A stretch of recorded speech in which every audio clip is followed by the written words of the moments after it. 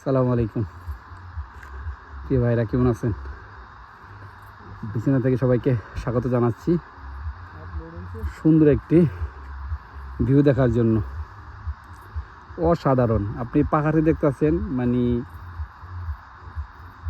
বাড়ির সঙ্গে কৃষি, আঙ্গুরের বাগান, ভুট্টা বাগান, গম গম অলরেডি কাটা শেষ। এরপর খেতে কীভাবে পানি দেয় সেটাও দেখতে পাবেন দূরে। অসাধারণ সুন্দর লাগতেছে খুব।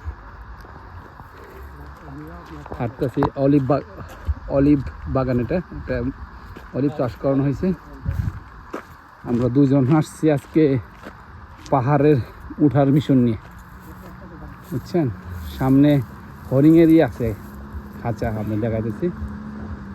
হাঁটেন, চলেন সামনে যাই।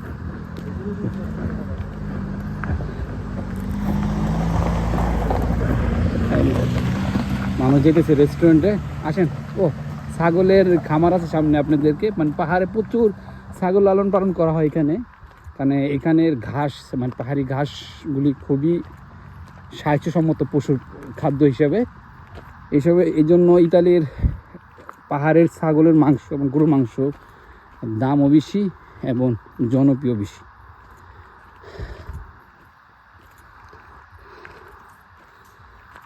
কি সুন্দর আপেল ধরছে, আপেলের বাগান। আপেল, নাশপাতি বা পেয়ারা বলে ইতালিয়ান ভাষা।